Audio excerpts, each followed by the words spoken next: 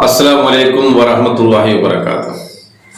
1400 വർഷങ്ങൾക്ക് മുമ്പ് മുഹമ്മദ് മുസ്തഫ സല്ലല്ലാഹു അലൈഹി വസല്ലം തിരുമേനി തന്റെ ഉമ്മത്തിൽ അവതരിക്കാനുള്ള ഒരു മസീഹിനെ കുറിച്ച് ധാരാളം പ്രവചനങ്ങൾ ചെയ്യുകയുണ്ടായി. എന്നാൽ ഇസ്ലാമിന് മുമ്പുള്ള കാലഘട്ടങ്ങളിൽ പ്രവാചകന്മാരെ കുറിച്ച് പ്രവചനം ഉണ്ടായിട്ടും എപ്രകാരമാണോ അതാത് കാലഘട്ടത്തിലെ ജനങ്ങൾക്ക് ആ പ്രവചനങ്ങളെ വേണ്ടതുപോലെ മനസ്സിലാക്കാനോ ആ പ്രവാചകന്മാരെ വിശ്വസിക്കാനോ സാധിക്കാതിരുന്നത്, ഇതേപോലെ തന്നെ പ്രവചനങ്ങൾ പ്രവചനാത്മകമായിട്ടല്ല പുലരേണ്ടത്, അത് അക്ഷരാർത്ഥത്തിൽ തന്നെ പുലരേണ്ടതാണ് എന്ന് പറഞ്ഞുകൊണ്ട് ഇന്നത്തെ മുസ്ലിം സമൂഹവും കാത്തിരിക്കുന്നു.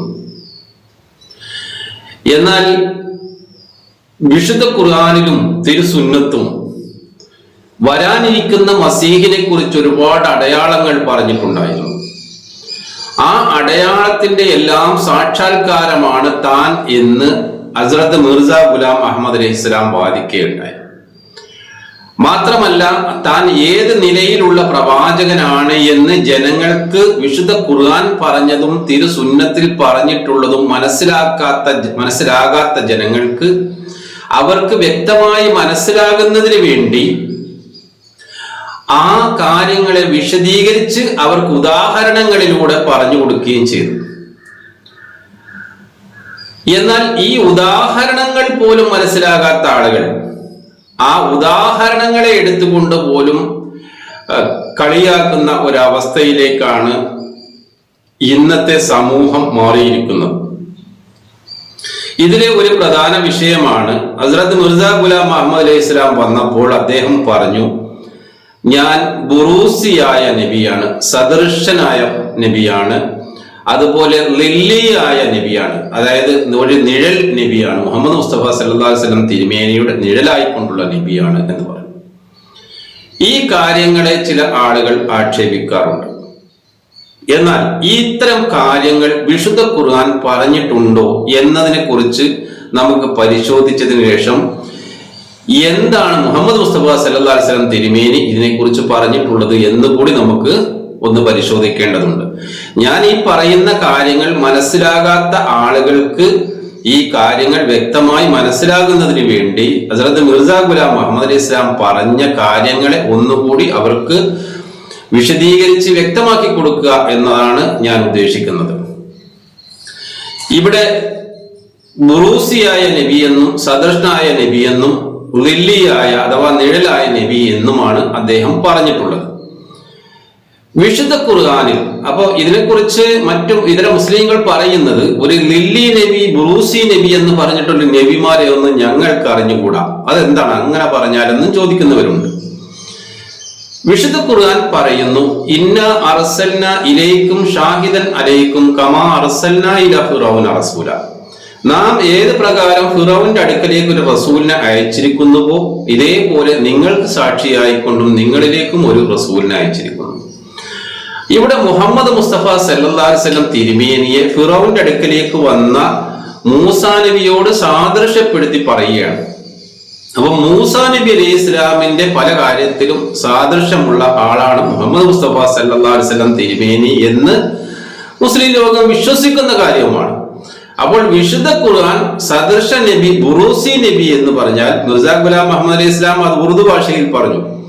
അപ്പോൾ ബുറൂസി നബി എന്ന് പറഞ്ഞാൽ അത് വിശുദ്ധ ഖുർആൻ തന്നെ പറഞ്ഞിട്ടുള്ള പ്രയോഗം തന്നെയാണ് മിർസ ഗുലാം അഹമ്മദ് അലൈഹിസ്സലാമും പറഞ്ഞിട്ടുള്ളത്. മൂസാ നബിയുടെ ബുറൂസിയായ നബിയാണ് മുഹമ്മദ് മുസ്തഫ സല്ലല്ലാഹു അലൈഹി വസല്ലം തിരുമേനി എന്ന നിലയിലാണ് അവിടെ പറഞ്ഞിരിക്കുന്നത്. പല കാര്യത്തിലും റസൂലുള്ളാഹി സ്വല്ലല്ലാഹു അലൈഹി വസല്ലം തിരുമേനിക്ക് മൂസാ നബിയുമായിട്ടുള്ള സാദൃശ്യമുണ്ട്. അപ്പൊ സദൃശ നബിമാർക്ക് വരാം. പറയുന്നു, വആതൈനാ മൂസൽ കിതാബി വകഫൈനാ മിൻ ബഅദിഹി ബിറുസുലി വആതൈനാ ഈസ ഇബ്നു മറിയമിൽ ബയ്യിനാത്ത്.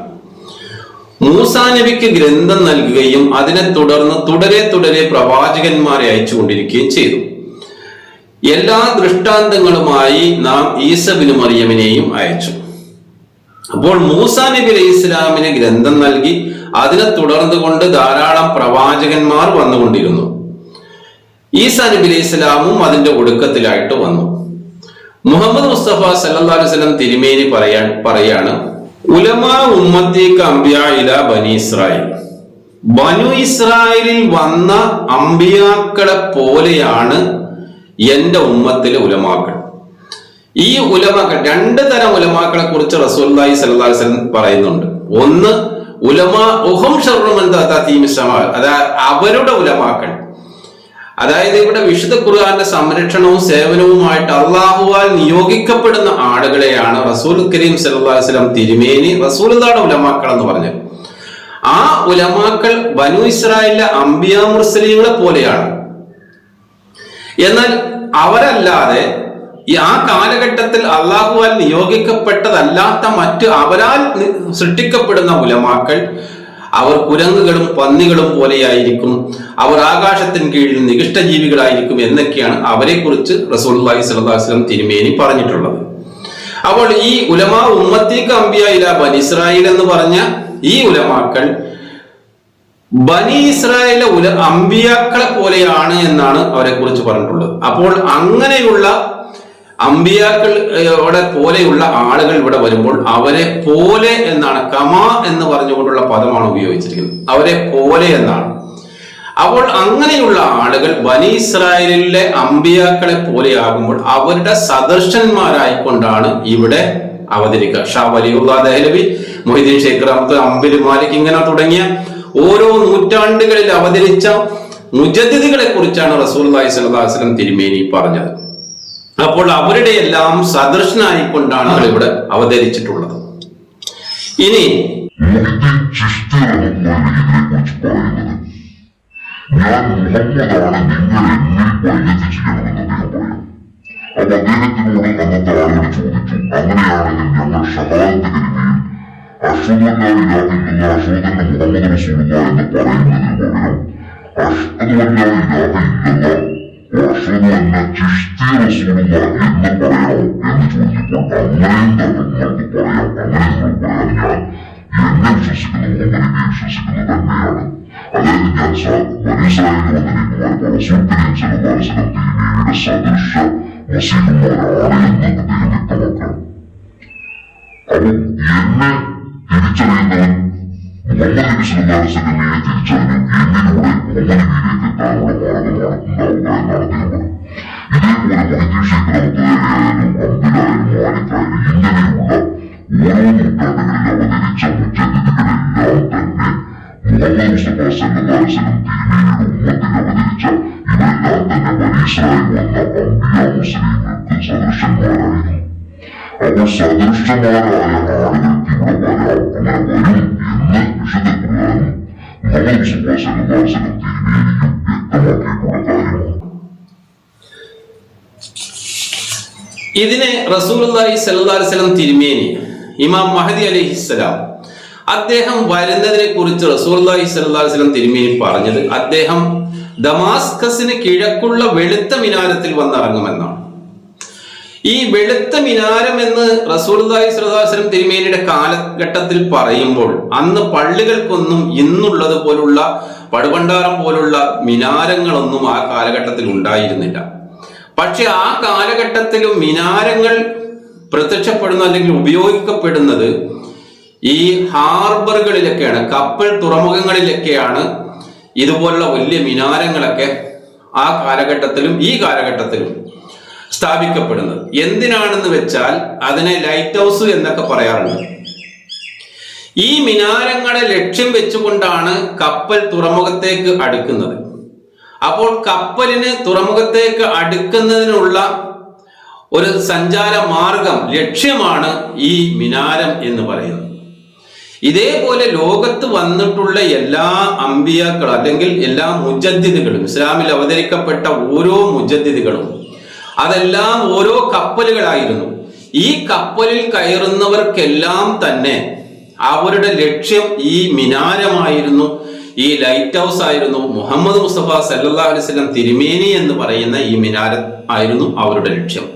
അപ്പോൾ ഈ കപ്പലിൽ കയറുന്നവർക്കെല്ലാം തന്നെ, കപ്പലിൽ കയറുന്നവർക്ക് മാത്രമേ ആ ലക്ഷ്യത്തിൽ എത്താൻ സാധിക്കുള്ളൂ. അവരാണ് റസൂലുള്ളാഹി സ്വല്ലല്ലാഹു അലൈഹി വസല്ലം തിരുമേനിയുടെ ആ സന്നിധിയിൽ കൊണ്ട് എത്തിക്കുന്നവർ. ഇമാം മഹദി അലൈഹിസ്സലാം അവതരിച്ചാൽ ആ വെളുത്ത മിനാരത്തിൽ വരുമെന്നാണ് പറഞ്ഞത്. അതിന്റെ അടുത്ത് വരുമെന്നോ ദൂരെ വരുമെന്നോ അല്ല പറഞ്ഞത്, ആ മിനാരത്തിൽ വരും. അതാണ് റസൂൽ കരീം സല്ലല്ലാഹു അലൈഹി വസല്ലം തിരുമേനിയുടെ ആ റൂഹോട് കൂടി അതിൽ തന്നെ അവതരിക്കും എന്നാണ് റസൂലുള്ളാഹി സ്വല്ലല്ലാഹു അലൈഹി വസല്ലം തിരുമേനി പറഞ്ഞത്. അപ്പോൾ ആ പ്രകാശം പരത്തുന്നത് ഇമാം മഹദി ആയിരിക്കും. റസൂലുള്ളാഹി സ്വല്ലല്ലാഹു അലൈഹി വസല്ലം തിരുമേനിയുടെ പ്രകാശം പിന്നെ ഇമാം മഹദിയിലൂടെയാണ് പ്രകാശിക്കപ്പെടുക എന്നാണ് റസൂലുള്ളാഹി സ്വല്ലല്ലാഹു അലൈഹി വസല്ലം പറഞ്ഞത്. ഈ ഒരു സംഭവത്തെ റസൂലുള്ളാഹി സ്വല്ലല്ലാഹു അലൈഹി വസല്ലം തിരുമേനി തന്നെ സൂറത്തുൽ ജുമാ ഇറങ്ങുന്ന സമയത്ത് നിരക്ഷരായ അറബികളിൽ നിന്ന് അവരിൽ നിന്ന് തന്നെ ഒരു പ്രവാചകനെ എഴുന്നേൽപ്പിച്ചവനാണെന്നും ആ പ്രവാചകൻ അവന്റെ വചനങ്ങൾ അവർക്ക് ഒതുക്കേൽപ്പിക്കുകയും അത് തത്വജ്ഞാനം പഠിപ്പിക്കുകയും അവരെ ശുദ്ധീകരിക്കുകയും ചെയ്യുന്നു. ഇതിനു മുമ്പ് അവർ സ്പഷ്ടമായ വഴികേടിലായിരുന്നു.